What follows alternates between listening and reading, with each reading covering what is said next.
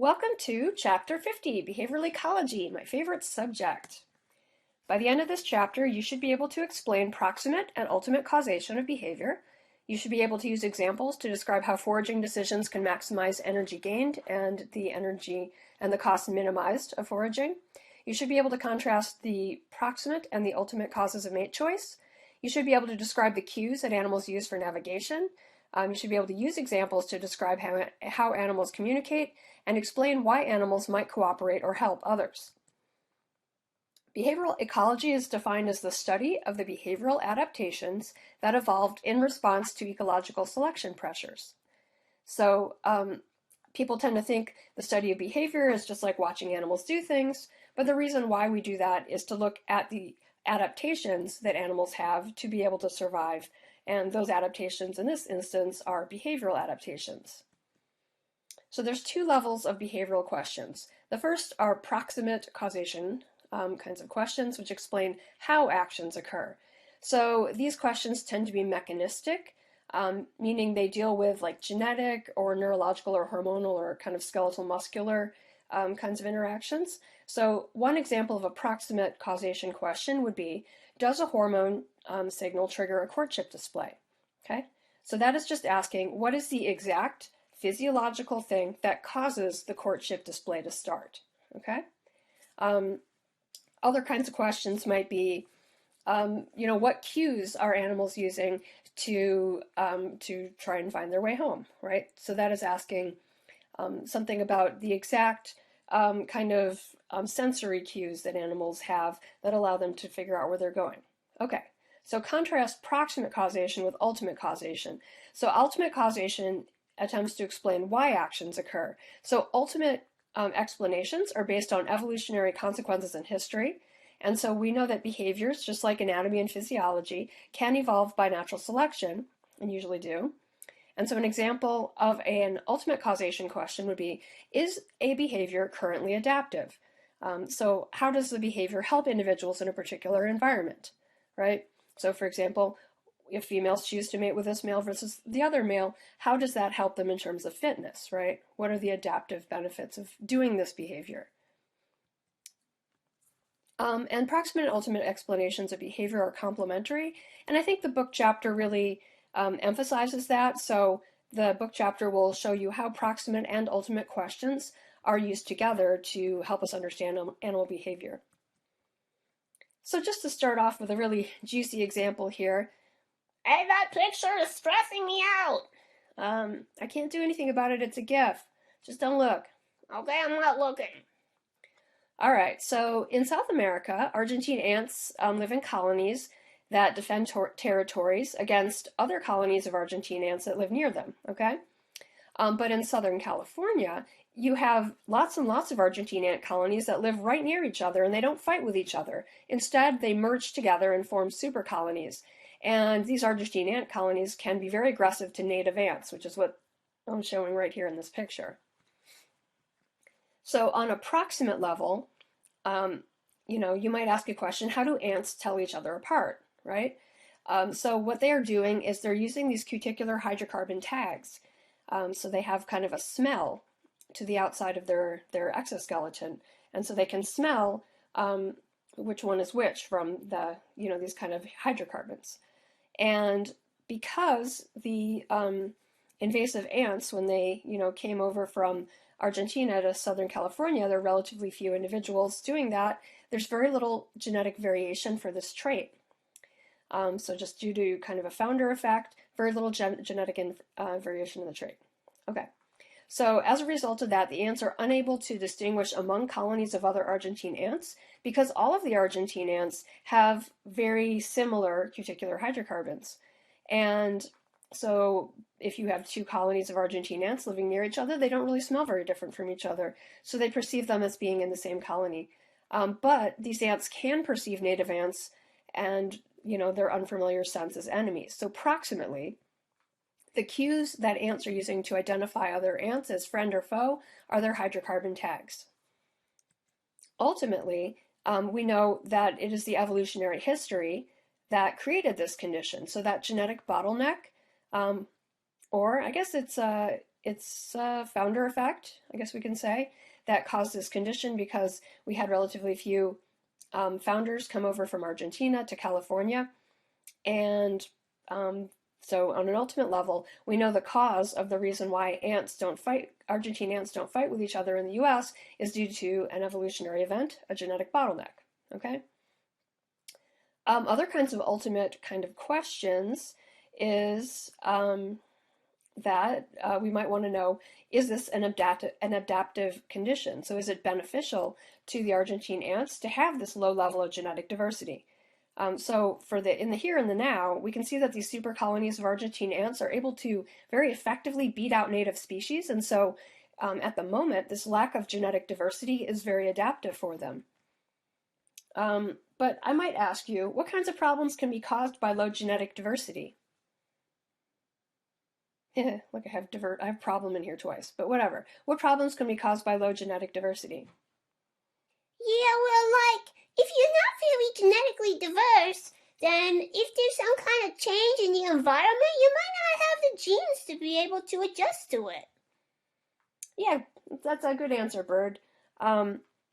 So if you have a very uniform population who have all the same mutations as each other, you may not happen to have an individual that has a mutation that would allow them to survive an unusual change in the environment. So for example, if there was some kind of a pathogen, a bacteria or a virus or something else, that attacked Argentine ants in Southern California, it would probably wipe all of them out because they're so genetically similar. All right, another thing that it is important to note about behaviors is that some behaviors are more flexible than others. So we have a kind of a behavior called a fixed action pattern, or an FAP, and that refers to an inflexible stereotypical behavior. So for example, the way that we sneeze and yawn, once we start sneezing or yawning, the rest of the behavior follows and we can't really do anything different, right? Like just trying to do a half a yawn. Like your body wants to just finish the yawn, right? Something that we can see in another species would be kangaroo rats have a jump back behavior. So kangaroo rats are these cute little rodents with these big old feet like a kangaroo. And if something startles them, they will jump straight up and back. And this is a fixed action pattern. They do it exactly the same way each time. There are other kinds of behaviors that are flexible in response to environment. So for example, the size and location of the territory is very different. It varies based on the amount of food and what other individuals are around. So that's very flexible. One kind of, well, let me put it this way. So we can think of behaviors as being either innate, meaning that they don't require any learning. So you inherit that behavior from your parents, and there's very little that you can do in your lifetime to be able to change that behavior. So, for example, the jump back behavior in kangaroo rats is innate, meaning even if you take a little baby kangaroo rat and raise it separately from its parents, it will do that jump back behavior just like the parents do. It doesn't have to learn it. It's also fixed and stereotyped, meaning that they do it the same way every time. An alternative to an innate behavior is a learned behavior. So this is an enduring change in behavior that results from a specific experience. So this is, the animal learns how to do something and then they do it differently later on. So in lab rats, you can train a lab rat to pull a lever in a box to be able to get food rewards. And so this is a learned behavior. No rat knows how to do this automatically. They have to learn it. And it's also very flexible and conditional. So rats who haven't been taught this behavior don't do it, and rats who have been taught this behavior do it. So it's a very flexible behavior. So fixed action patterns tend to be innate, and innate behaviors tend to be more fixed, and learned behaviors tend to be more flexible. All right, we talked about trade-offs a couple of chapters ago, but should point out that each behavior has different sets of costs and benefits resulting in fitness trade-offs. And the definition of a fitness trade-off is an inescapable compromise between two traits that cannot be optimized simultaneously. So an example of that in terms of behavior would be an animal can't maximize both the energy that they need to find food and the energy they need to find mates, right? They probably can't maximize the time they need to do those things either. So they have to choose how much of their time will they spend finding food versus finding mates? So when we talk about cost and benefits of behavioral decisions, we are talking about the cost in terms of fitness and the benefit in terms of fitness. So remember, fitness is the relative contribution to the gene pool in the next generation, right, compared to the other individuals in your population. So we talk about a cost, meaning, oh, now you're going to have less of your genes represented in the next generation versus a benefit. Now you're going to have more of your genes represented. So adaptive behaviors are subject to natural selection.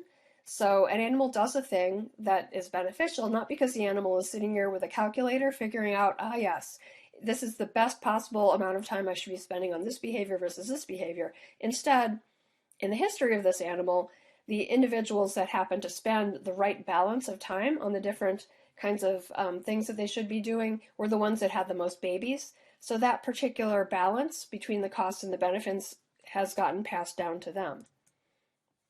So it's not like this, the cat deciding whether to, cause mischief, right?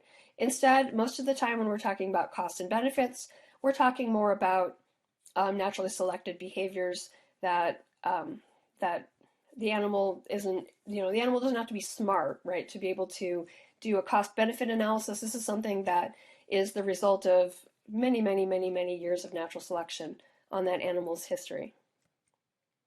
All right, so which of the following statements about evolution of behavior is correct? A, natural selection will favor behavior that enhances survival and reproduction. B, an animal may show behavior that minimizes reproductive fitness. C, if a behavior is less than optimal, it will eventually become optimal through natural selection. Or D, innate behaviors cannot be altered by natural selection. Wow, is there only one right answer? Well, you tell me if there's only one right answer. Well, okay. Natural selection will favor behaviors that enhance survival and reproduction, so that one's a yes. Yeah, that one's a yes. What about the other ones? Well, I don't think an animal is going to show behavior that minimizes reproductive fitness. Because, maybe it could happen every once in a while, but that animal would not really leave any genes in the next generation, so that would be weird, and it would die out, and its lineage would die out. Yeah, so it's probably not very likely you're going to see that. Yeah. What about the next one? I don't think that one's true. It might just be because I'm pessimistic about everything, but I really think that it's not always that behaviors become optimal. Sometimes those animals just die.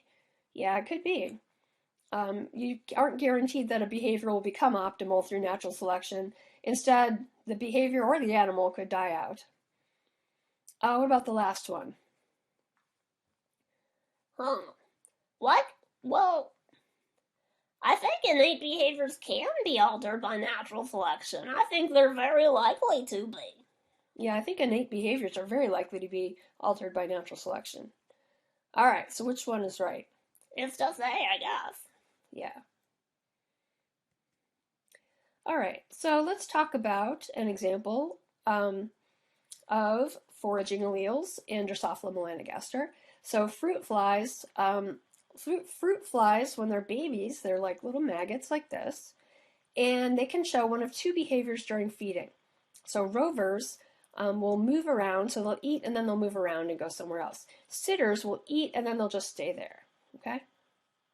This is an example of a rover, and this is a sitter.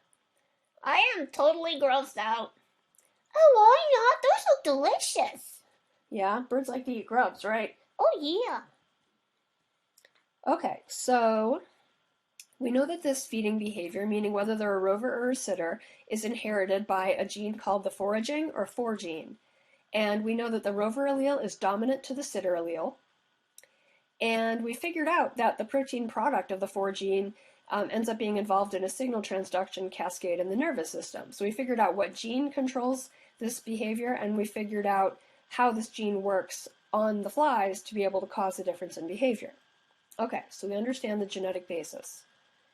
We know that foraging alleles are expressed similarly in larvae as adults. So if you look at individuals that were rovers as babies, the adults actually will fly more and farther than the sitter flies. So the babies, the maggots, rove more, and also the adults do too. And sitters, same thing. The maggots don't move as much, and the adults don't move as much.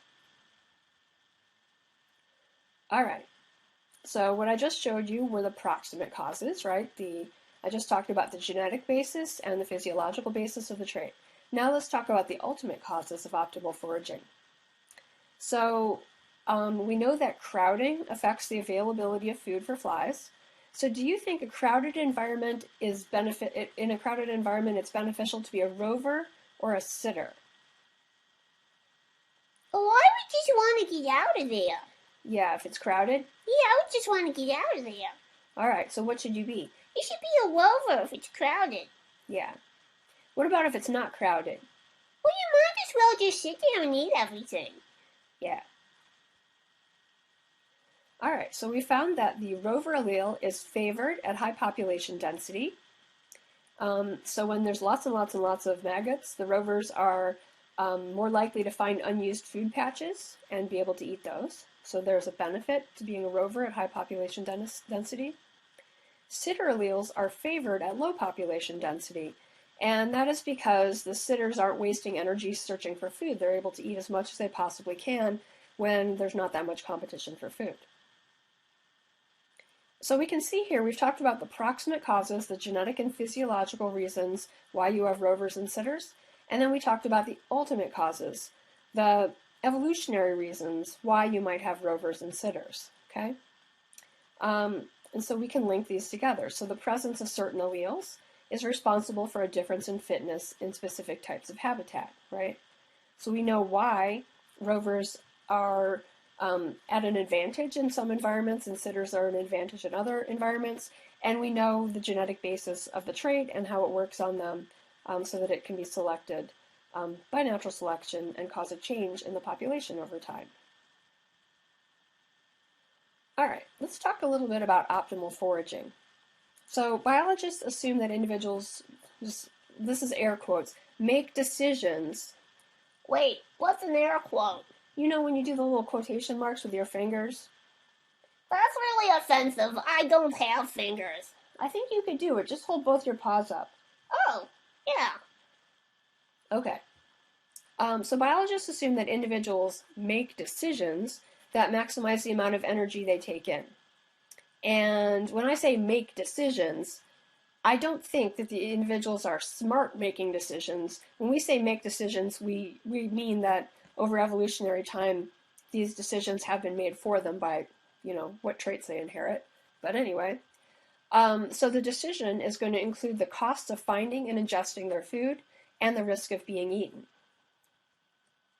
So the hypothesis that animals maximize their feeding efficiency is called optimal foraging. And so the way we can express this is that fitness is proportional to feeding efficiency, is proportional to the benefits divided by the cost. So meaning, like the more fitness you have, the better feeding efficiency you have, the better fitness you have, and the more benefits compared to the fewer costs you have, the more efficient you are at feeding and the higher your fitness. Okay?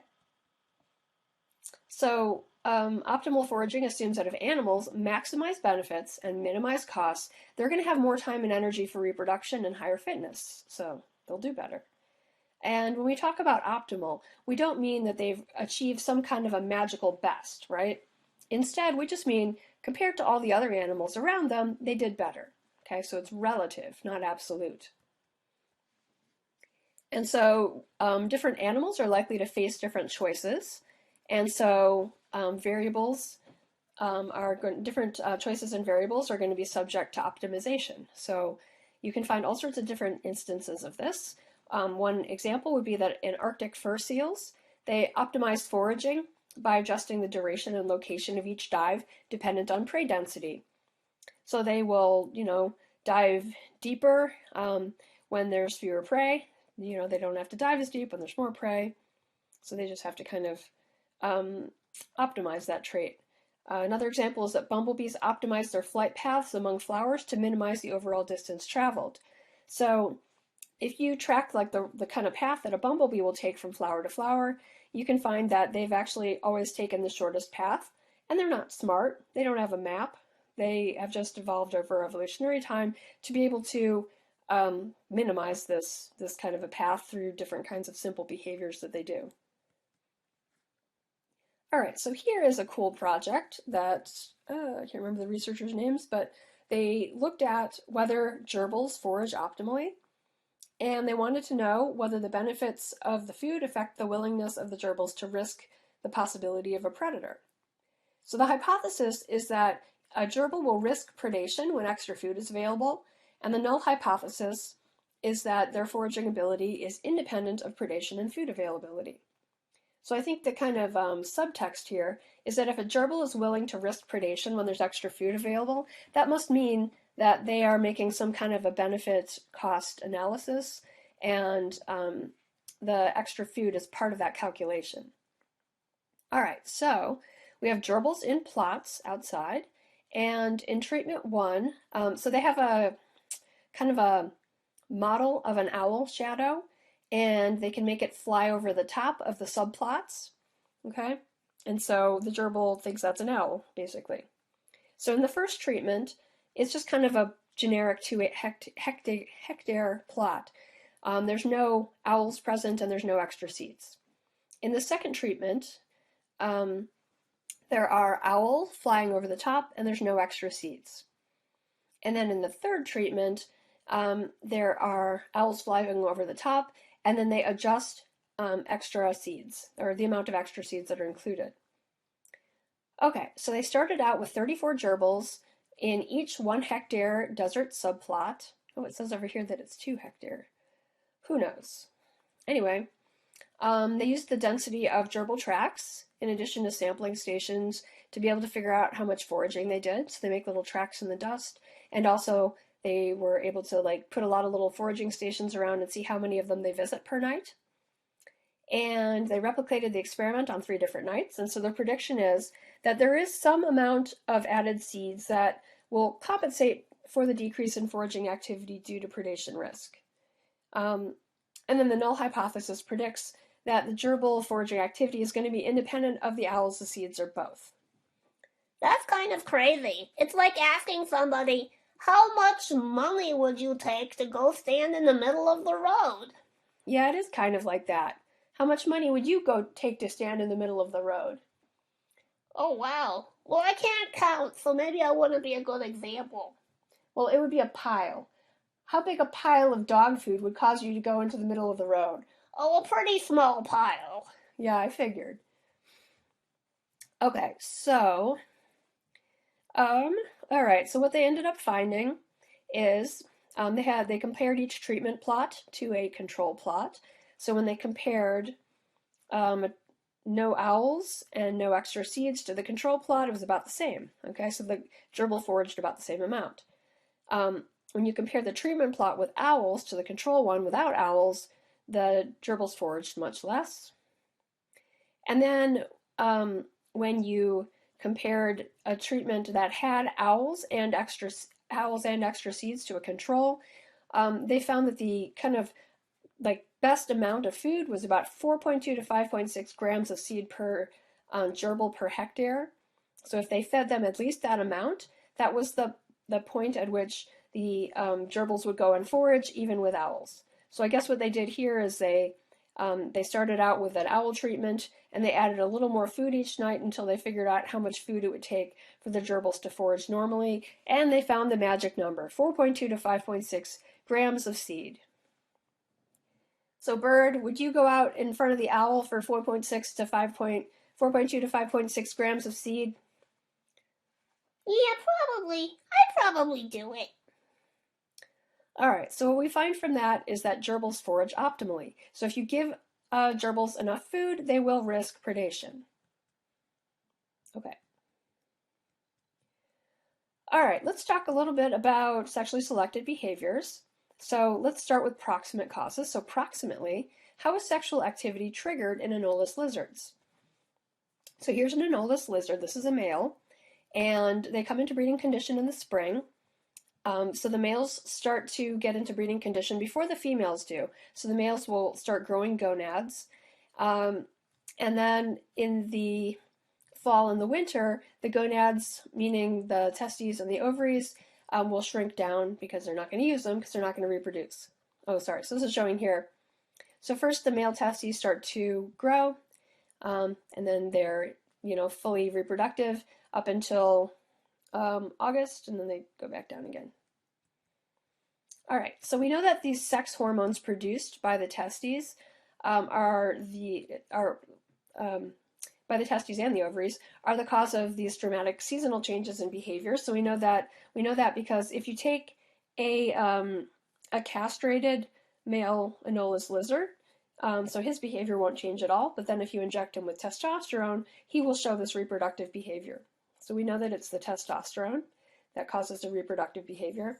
For the females, if you remove a female's ovaries, she doesn't have reproductive type behavior, but then if you inject her with estradiol, which is normally produced by the ovaries, then she does have reproductive behavior. So this is pretty clear evidence that the estradiol and the testosterone are what cause reproductive behaviors in females and males. All right, so another level of proximate cause looks at what kind of stimulation or cues are needed to produce the hormonal changes that lead to sexual behavior in lizards. So through a series of experiments, people have figured out that female lizards need to experience spring-like light and temperatures to produce eggs. So, if you have an unusually cold winter or if they were somehow kept in the dark, they wouldn't be able to reproduce. So they need both of those cues, the light and the temperature, to make the eggs. We also know that females who have been exposed to breeding males will produce eggs much earlier. So something about seeing the males causes the females to produce eggs.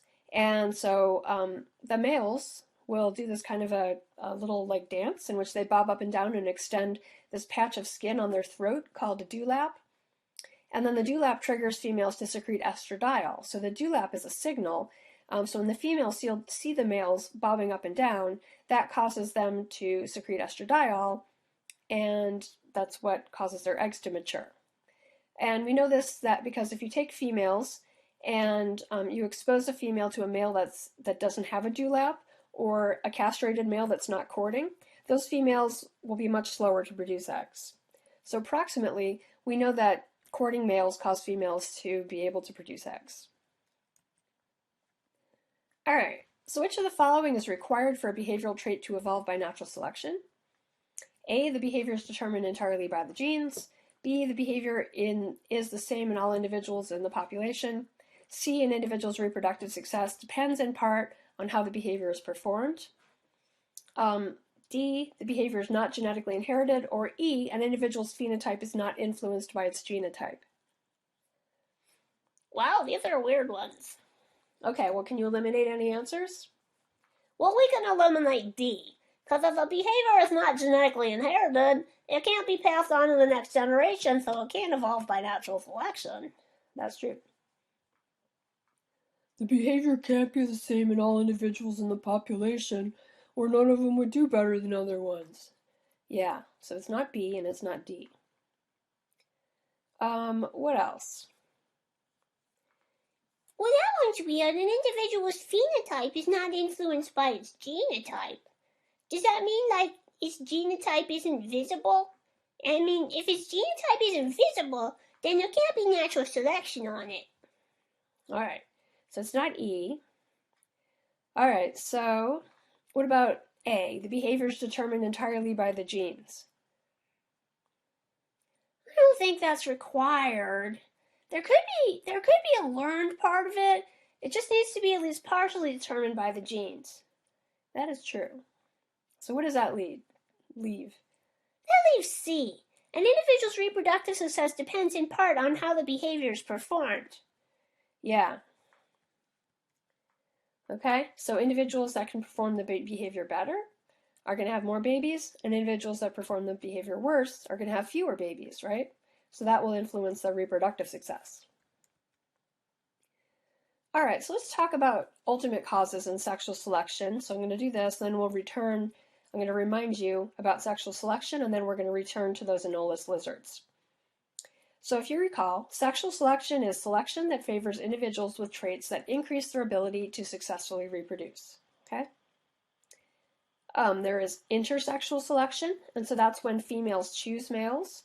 So for example, females are going around looking for males based on, I don't know, this weird smiley face thing that they make. So that's a male superb bird of paradise. Intrasexual selection is when males are competing with each other for mates. So for example, with rhinoceros beetles, they will engage in battles with other males to be able to gain access to females. So the winner is still around, and so he has the opportunity to mate with the females. This is similar to what we're going to talk about in a bit with elephant seals. If you're having trouble remembering intersexual versus intrasexual, just remember an interstate goes between states, right? So it's like selection between males and females, with females choosing males usually, although sometimes the reverse. And the intrasexual, intramural is like within your school, right? So intrasexual is within a sex. So it's males competing with other males for the opportunity to reproduce. All right, so an ultimate question about the Anolis lizards are those bright dewlaps and push-ups that they do honest signals of male quality? So researchers went and measured the frequency of dewlap extensions and push-ups in male lizards, and they did it so that they were either housed alone, housed with females, or housed with males. And they found that the dewlap extensions and push-ups were used in courtship. So the males that had larger dewlaps had the ability to bite harder, and so if a female chose a male based on his dewlap size, that would be an honest signal of his quality, because he could bite harder. The push-ups, though, so this is a dewlap extension. So this is the control with the male alone, so you can see there's a difference between the control and the male with the female, but not really with the male and the other male. One interesting thing about push-ups is that male with a female does more of them, so that suggests that that this is done for female choice reasons, but males will also do them more when they're with another male, and so this could also be a part of territorial display. So dewlaps and push-ups are used for intersexual and intrasexual selection. All right, intersexual selection or intrasexual selection? Hey, he built her a house, and he's doing a dance. Yeah, yep. All right, so what is this? That's intersexual selection. Yeah, that's intersexual selection. All right, here's a question. Imagine that aliens beamed you up and then returned you to some random place on Earth, and you have no people or tools around. This is a nightmare! It's not real. Okay. What information would you need to be able to find your way home? Well, I'd go look at the map. Well, you don't have a map. There's no people or tools around. So I can't ask anyone? No. What would you do, Bird? Well, I would have to be able to figure out where I was on the planet. Yeah, where you were on the planet, and then what else? I'd have to figure out where my house was from where I was on the planet. Yeah, you have to figure out where you are and where you need to go. Yeah. Okay, so first we're going to talk about proximate causes of how animals navigate. So there's three general categories of navigation. The first is called piloting. And so this is just using familiar landmarks to figure out where you're going. And so some species of migratory birds and mammals, the offspring will memorize the route by following their parents south in the fall and north in the spring. So they'll go with the parents the first time and figure out they have to go left around the mountain and then, you know, right over the river, like that. So that's piloting. The second is compass orientation. And so this is movement oriented in a specific direction. So the animals will use something like the sun or a star or the Earth's magnetic pole as a compass so that they can figure out, oh, time to go north or, you know, time to go east. All right, so true navigation, though, is the ability to locate a very specific place on the Earth's surface. So it's knowing where you are on the Earth and where you want to go on the Earth. So just as an example of this, all right, so you're standing here on this dock. Which way is east? I guess the other way, because that's a sunset. Is it a sunset? I mean, oh, well, it's either a sunset or a sunrise. Right, so if it's a sunset, If it's a sunset, then east is behind me, but what if it's a sunrise? and east is in front of me. So you don't really know, do you? No. I do know that boat looks like a duck. Yes, it does. Okay, so one issue with using the sun as a compass reference is that the position of the sun changes throughout the day.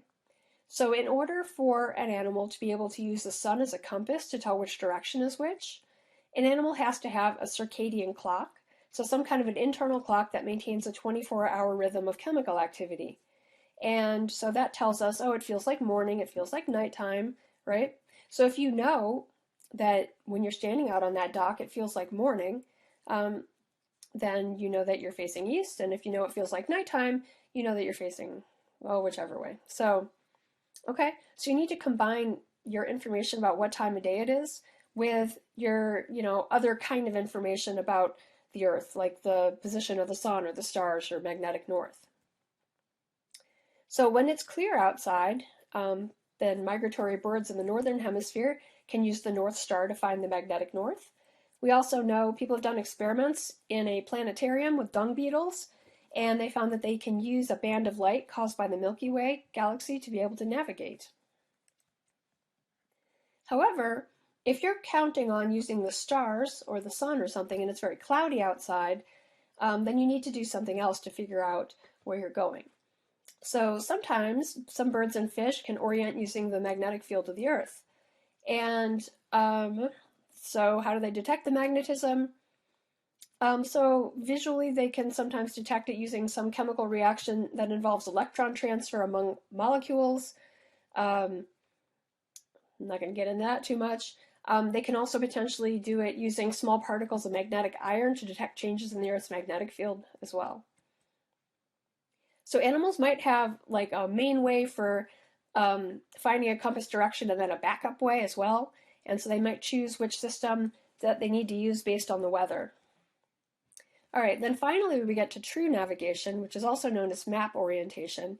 And this is the ability to, if you were just dropped anywhere on the Earth, you would just know where on Earth you were. And so one way that some animals can do this is that they're able to use information about the magnetic field of the Earth. So because the magnetic field of the Earth has all these predictable gradients of intensity and angle, meaning the inclination of the pole, some animals can just figure out where they are using this kind of information. So people have figured out that you can make kind of a Faraday cage where you take this kind of big metal cage and put it around an animal, and you can like manipulate the magnetic field within the cage, and the animal will think that different places are different places on the compass. So, for example, the hypothesis that we have, which I think is pretty well supported, is that green sea turtles use magnetic map orientation to navigate. The null is that they're not using magnetic map orientation, but are instead using something like compass orientation and piloting to navigate. So what they did is they captured green sea turtles in Florida. They have this picture like it's a big turtle, but actually I had a class with some of the people who did this project, and it was actually little baby turtles that they used because they were lighter and easier to manipulate. They put the turtles in a soft cloth harness. Fun fact, actually what they used, apparently, according to the researcher, they used little tiny Barbie swimsuits because they apparently fit green sea turtles perfectly. Anyway, they put the turtles in a harness and they attached an electronic tracking device in the swimming area, and then they monitored the direction in which the turtles swam. And they manipulated the magnetic field to simulate locations to the north and south of Melbourne Beach. So they predicted is that the sea turtles will swim south in a simulated north location and swim north in a simulated south location. So the actual turtles were here. For some of them, they simulated the magnetic field indicating that they were here. And when they did that, they all swam north to get back to where they're supposed to be. And when they simulated north, over here, they all swam south to get back to where they're supposed to be. So we can conclude that green sea turtles do use magnetic map orientation to navigate. All right, ultimately though, why do animals migrate in the first place? We know that it is costly, right? It costs time and energy, and a lot of them will die along the way. But migration has the potential to increase reproductive success and also allow animals greater access to food resources. So one example is that, salmon will hatch when they're really little in rivers and then migrate to the ocean, and then they'll spend months or years in the ocean and return to their hatching stream where they mate and then die. So that's one possibility, but there are some salmon of the same species that don't migrate to the ocean. They just stay there. And they never get real big because they don't have access to that much food, but also they're not likely to die of predation. So they have fewer eggs than the ones who go off and come back. But the fitness is the same between populations due to fitness trade-offs. So you actually end up producing the same number of babies if you don't leave than if you do leave, if you average out all the individuals who don't leave versus the ones who do leave, right? So if you have 100 ones who leave, maybe one will come back. That one will have as many eggs as the 100 little ones who never left. All right, so what is the difference between piloting, compass direction, and true navigation? Piloting is just looking at stuff and using it to figure out where you're going. Okay, like what kind of stuff? Landmarks. Yeah. So what's compass direction? That's when you know what direction you're going in, like from the sun or the stars and your circadian rhythm. Okay. And what's true navigation? That's when you know exactly where on Earth you are and where on Earth the places you want to go. Yeah. So what information do you need for each kind of navigation? For piloting, you need to be able to see stuff or smell stuff or whatever it is you're using as a landmark. Yeah. What about compass direction? I guess you need to see something that tells you which way you're going, like the sun or the stars or the Earth's magnetic field. Yeah. What about true navigation? What do you need? Oh, actually, we forgot one thing for compass direction. So you need the sun and the stars. What else do you need? Oh, you need to know what time of day it is to know which way they're pointing, if it's the sun or the stars. Not the magnetic field, though. That doesn't change. Yeah. All right, what about true navigation? What do you need for that? You need to have, secret powers that allow you to know where you are on Earth. Yeah, they are kind of mysterious powers, but that's what you need. Okay, so let's talk about communication. So when we talk about communication, we refer to signals. A signal is any information containing behavior. So when we talk about communication, we mean a process in which a signal from one individual modifies the behavior of another individual. So one individual does a thing, and it causes the other individual to do a thing, right? So that suggests that the signal was received, and the other individual reacts. So communication was a social process. It's not just enough that you're just standing there yelling. A signal has to be received and acted upon for it to be considered a signal. All right, so let's look at honeybee communication. So in a hive of honeybees, you have workers who care for eggs, and you have workers who bring food to the whole colony. So one of the first behavioral researchers, Carl von Frisch, observed that when he looked into the hive, the workers were doing this round dance and this waggle dance. So if you look here, if you follow this one bee, she is doing this wiggle, waggle, and then walking up around the top, wiggle, waggle, like this, over this way, wiggle, waggle, and then, there we go. Okay, so this round part is the round dance, and this wiggle part in the middle is the waggle dance. And so this communicates information about food, And so the foraging workers would find food, and then when they came back to the hive, they'd dance. And after they danced, they'd return to the food with new bees. So they're communicating something to the other bees about where the food is, so the other bees should follow. So the waggle dance contains information about where the food is. Oh, I'm sorry, I got that mixed up. This whole thing is the waggle dance. The round dance I don't think we talk about in this class. The round dance is just the bees will go round and round in a circle, and then everyone will just follow them. But anyway, this is the waggle dance. And so the length of the waggle run is proportional to the distance the foragers have to fly to reach the feeder. So if they do a lot of waggles, it's really far. If they only do a couple waggles, it's not very far. And then the direction of the waggle run will tell the other workers which way to go to get the food. Okay, so the beehives are always kind of up and down, like that. And so the direction relative to the sun tells the other workers where to go. So if the worker is doing the waggle part straight down like this, it means the food source is directly away from the sun. And if they're doing it, for example, this way, in the hive, that means that they need to go 90 degrees from the sun in this direction. All right, where's the food? Like over there. Well, yeah, I don't know how to show it through the thing there, but it's at an angle, kind of going, yeah, I don't know, behind my shoulder, over that way. Yeah. Can we have some honey? I don't really have any honey right now. Also, I don't want you to eat it on the carpeting. Oh, you're mean. Okay, so ultimately, why do honeybees communicate as they do?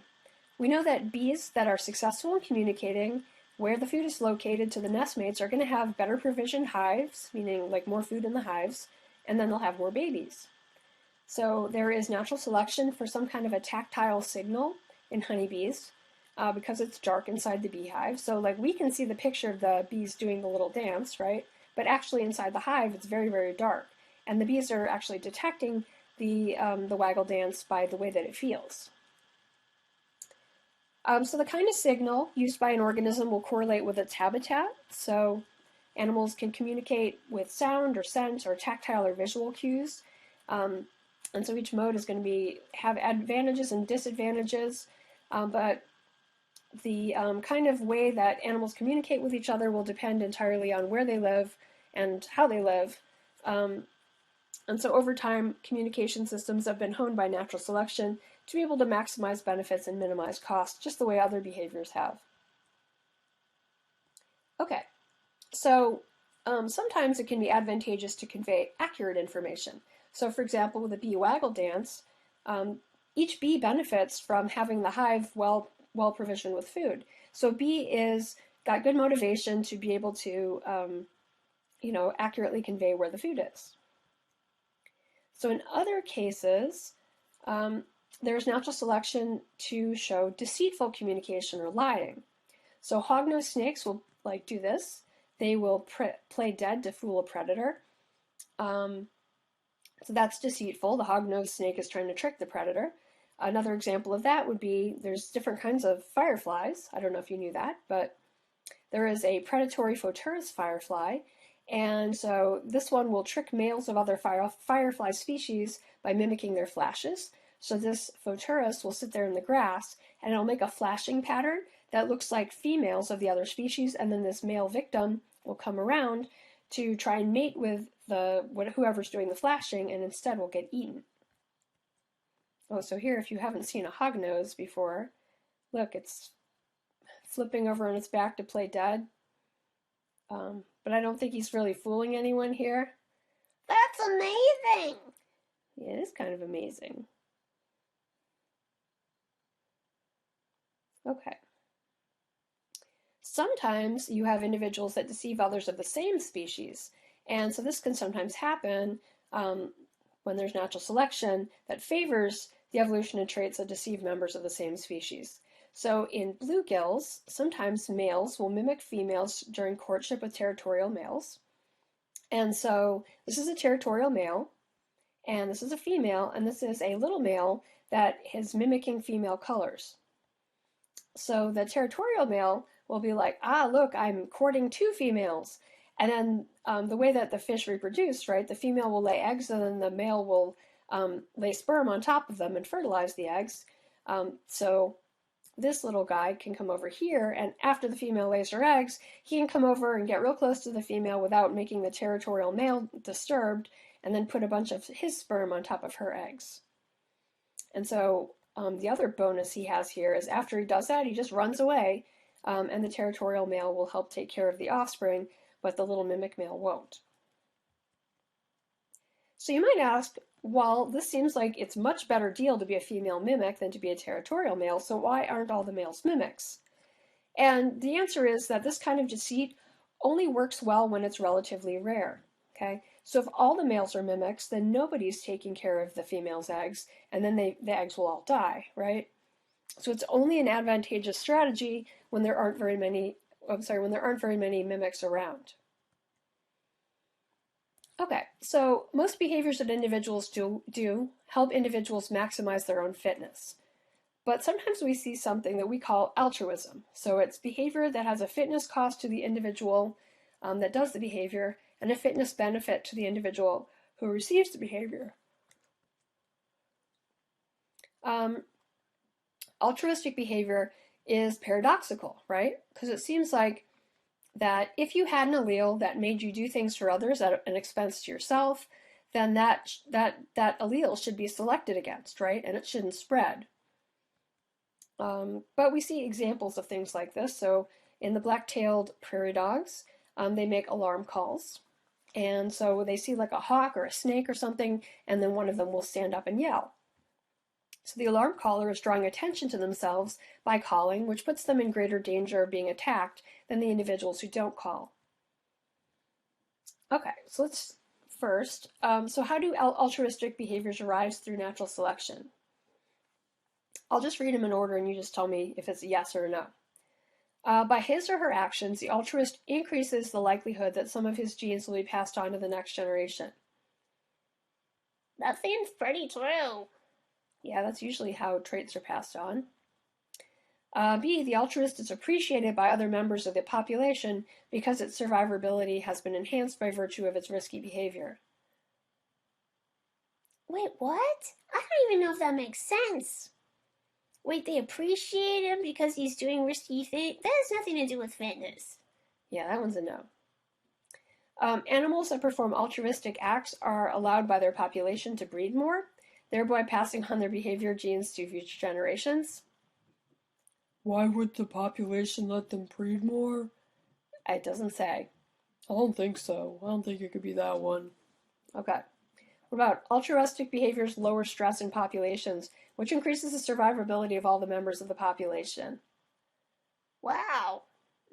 That would be great, but I don't think it's true. Yeah. So what's the right answer? It's A. Right, so something that the altruist is doing has to be helping their own genes get passed on to the next generation. So we're going to talk a little bit about how that can happen.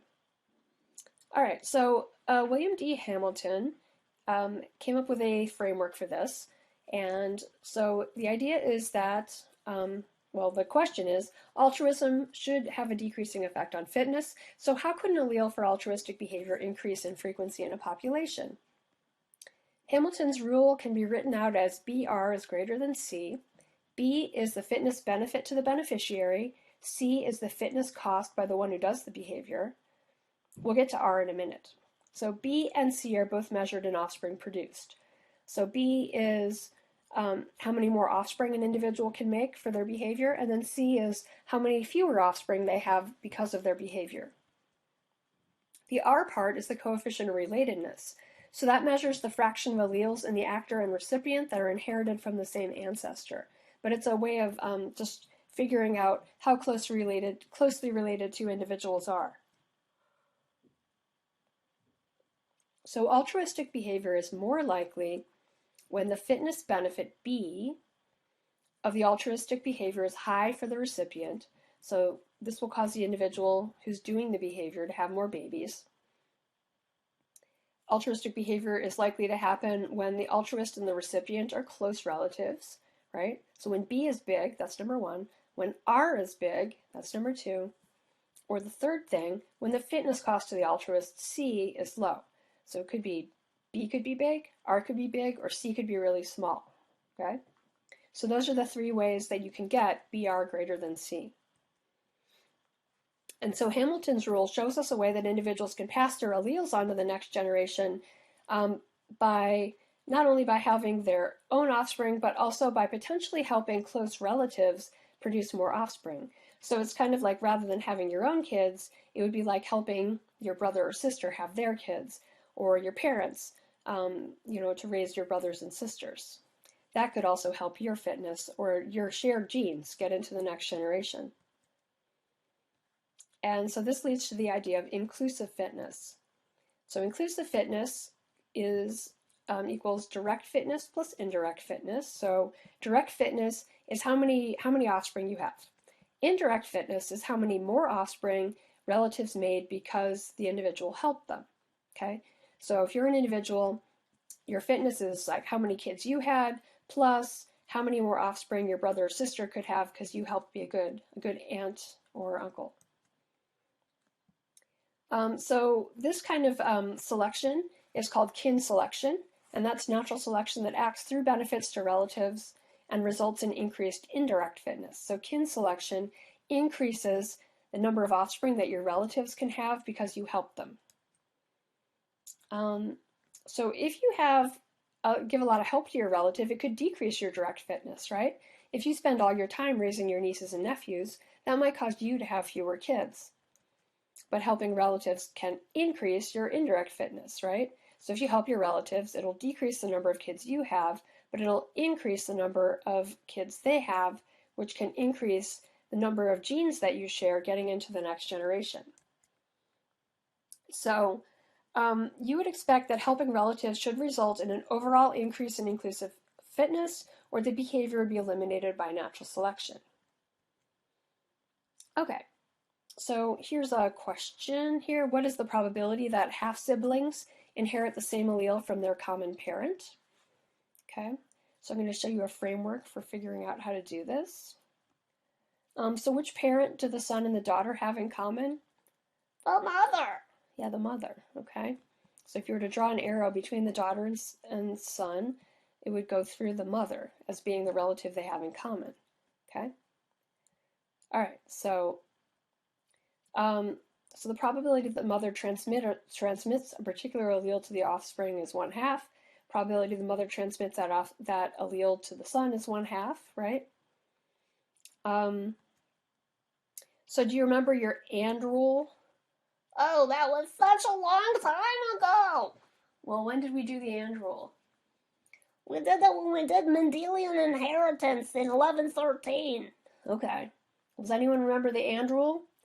Yeah, sure. The and rule says that the probability of this and that happening is multiply the probability of this happening times the probability of that happening.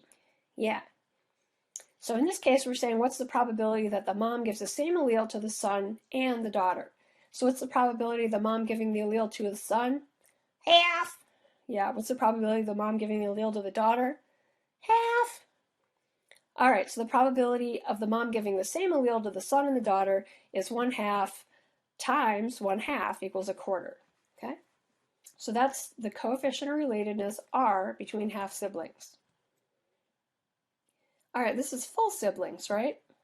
So how many relatives do these two daughters share? The mom and the dad. Yeah, the mom and the dad, okay? Okay, so what's the probability that the mom gives an allele to one of the daughters? 1/2. And that the mom gives the allele to the other daughter? 1/2. What's the probability the mom gives the allele to one daughter and the other daughter? Did you say and? I did say and. Should I use the and rule? You should use the and rule. 1/2 times 1/2. Okay. Oop, we did the dad first. 1/2 times 1/2 for the father, and 1/2 times 1/2 from the mother. Now, when we're looking at what's the probability that they inherit the same allele, we're not saying that we care if it's the father or the mother. It could be either from the father or from the mother. Do you remember the or rule? No! Will anyone else remember the or rule? Yeah, the or rule is like what's the probability of either this thing happen or that thing happen? And to do that, you multiply, you add the probability of this thing happening to that thing happening. Okay, so the probability that you inherit the same allele from either your father or your mother is 1/4 plus 1/4 equals 1/2. Okay, so your R between full siblings is 1/2. So to test the kin selection hypothesis, researchers studied which black-tailed prairie dogs gave alarm calls. And so a group of prairie dogs is called a coterie. Okay? Their question is, do black-tailed prairie dogs prefer to help relatives when they give an alarm call? The hypothesis is that individuals give an alarm call only when there's close relatives nearby. The null is that the presence of relatives has no influence on the probability of alarm calling. So the first thing was they went and took genetic information from all of the individuals in a prairie dog coterie or group. They then dragged a stuffed badger across the territory. Why? Why? Yeah, why? It's supposed to be a predator. Oh. Okay. It doesn't look very fierce. Oh, they're pretty fierce. All right, so they drag a badger across the territory, and then from an observation tower, they record which members of the coterie gave an alarm call. So they repeated this experiment 698 times. Each prairie dog coterie is tested 6 to 9 times over 3 years. So if the kin selection hypothesis is supported, they predict that individuals in a coterie that contains close genetic relatives are more likely to give an alarm call than individuals in coteries that do not contain a close genetic relative. And then the null hypothesis is the presence of relatives in coteries will not affect the probability of alarm calling. And look what they found. What did they find? Well, look at the bar that says that's the groups that have no kin in the coterie. Oh, they didn't call very much. Yeah, what about the one where they had kin but no offspring in the coterie? That's pretty tall. And then offspring in the coterie. That's about the same. Yeah. So the conclusion is that they are more likely to do an alarm call with relatives around, and so we would presume that alarm calling usually benefits relatives. Okay. Yep. Okay, so in terms of understanding the evolution of cooperation, the principal prediction that can be made from the expression BR is greater than C is that A, natural selection will favor cooperation among close relatives. That's good. B, cooperation evolves because it benefits all members of a species. Oh no, that's not good. C, cooperation evolves because it enhances the species' fitness. No, you don't have the whole species surviving or dying, just individuals. Yeah. D, selection favors self-sacrifice and reproduction. Wait, what even is that? That's not right. Every man for themselves. Okay. E, natural selection will favor cooperation among any individuals. No, that's not it. That's not, no. All right, what's the right answer then? It's A. Yeah, so if you have close relatives, natural selection will favor cooperation. So many hymenopterans, this seems like I'm going in a random direction, but I'm not, I'll come back to talking about BR is greater than C. So lots of hymenopterans, which is the group that includes bees, wasps, and ants, are eusocial. And so this is when you have workers that will sacrifice direct reproduction to help rear the queen's offspring. In terms of the genetics of bees, wasps, and ants, they are haplodiploid, and that means that female workers are diploid and male workers are males are haploid. So the upshot of that is that if you have a nest with one queen who mates with one male, the female workers are highly related to each other. They are actually related by 0.75. And so they are more related to each other than they would be related to their own offspring. So they would be related to their own offspring by R equals 0.5. So according to Hamilton's rule, it would be more beneficial for the workers to be able to help each other and raise their sisters than to raise their own offspring. And that's what they do, right? That's why you get these big hives of bees that where most of them are not reproducing. Instead, they're helping their mother to produce more of their sisters. However, in some kinds of hymenopterans, the workers aren't actually that closely related to each other, and so you end up in a situation where, yeah, their R is lower than 0.75, and so you can't use inclusive fitness to explain why less than 1 in 1,000 workers can lay eggs. So one thought with that is that workers may be manipulated into altruistic behavior. So the queen and the other workers, if you decide to cheat and instead of helping the queen, you want to lay your own egg, the queen and the other workers will come kill that egg. And then in other instances, the queen will suppress reproduction in the workers using pheromones or other chemical signals. So in these instances, the workers aren't voluntarily being altruistic. Instead, they're being manipulated so that they have to help the hive. So this kind of manipulation is also called enforced altruism. Makes sense at the ultimate level. And this is because an efficient colony is going to be favored by natural selection, but rampant cheating can cause colonies to collapse. So if you have a colony that has enforced altruism, they will have more babies, right? But if you have a colony that has lots of cheating, that colony may crash because there may not be enough food that's being brought in. Another reason why individuals seem to do altruistic things is called reciprocal altruism, and this is an exchange of fitness benefits separated in time. So it's not like I am giving you this while you give me that. It's instead I do this for you, and then later you do this for me. Vervet monkeys are most likely to groom unrelated individuals that have groomed them in the past. So they remember that another individual groomed them and got the parasites off of them, and they will return the favor later.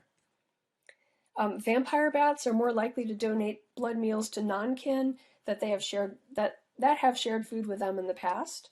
So we don't really need an explanation for why a vervet monkey or a vampire bat shares food with its relatives, right? We have kin selection to explain that. We just need the explanation for why they share with unrelated individuals. And indeed, unrelated individuals that have done something for them in the past are more likely to receive this kind of attention in the future. So sometimes you might kind of compare some of these animal behaviors to human behaviors, and so you might think that reciprocal altruism could explain helpful and cooperative behavior that we often see among unrelated humans. Like if you live in a neighborhood, you may do things for your neighbors in anticipation of the fact that you could come back and ask them for a favor later, right? All right, so there's some behaviors that appear altruistic, but are actually selfish because they increase rather than decrease the direct fitness of the animal that's showing the behavior. So for example, African hunting dogs can't hunt large prey alone, right? So they're better served by cooperating as a pack. So they are working collectively, but by working with other dogs, they actually are directly increasing their fitness. Female horses that groom one another have suffered less harassment from males and have more offspring. So the grooming that they do to other females actually doesn't hurt them at all, but helps them. All right, so there's this common myth that you see in nature specials and stuff like that, in which they say that animals sacrifice themselves for the good of their species. This never happens, and we can prove that it doesn't happen using a very simple genetic model. So imagine that there are two alleles at a locus. One allele codes for self-sacrificing behavior, and the other one codes for selfish behavior. You would expect that within a generation, all the individuals with a self-sacrificing allele would die and not reproduce, and all the individuals with a selfish allele would survive and reproduce. So in the next generation, it would be all selfish alleles, and the self-sacrificing alleles would decrease very quickly in frequency until they were gone. Okay? So it is not possible for self-sacrificing alleles to evolve by natural selection. Instead, we look at one of the three mechanisms we've already talked about: kin selection, manipulation, reciprocal altruism, or cooperation. Those are 4, but so it's going to be one of those 4 reasons. It's not going to be that an individual is sacrificing themselves for the good of the species. So it's important to remember that organisms only behave altruistically when doing so increases their direct fitness, when doing so increases their inclusive fitness, or when they are coerced, meaning they are made to do it, they are made to do the behavior, it is not voluntary. So just like all the other behaviors we've been talking about, helping has costs and benefits, and the organism has to weigh the costs and the benefits so that they themselves come out ahead in terms of fitness. And it's also a good reminder that this kind of decision making, with the quotes, is going to be occurring at the proximate level through genetic and physiological mechanisms, and at the ultimate level through evolutionary processes. This isn't like the animal is sitting here working it through with a calculator trying to figure it out. It is just a kind of a thing that has evolved over long periods of time. So do animals make sacrifices for the good of the species? Wait, what? Do animals make sacrifices for the good of the species? I guess not. No. What else? What do you guys think? No, never. How about you? Oh, no, I wouldn't even do it if it helped. I wouldn't even do it if it helped myself. You know how I am. Yeah, Kat, I know you are. All right, the answer is just no. So hopefully in this chapter you were introduced to proximate and ultimate causation and cost-benefit analysis, and you applied proximate and ultimate causation to talking about what, how, and when to eat, choosing a mate, choosing where to live, communicating with others, and cooperating.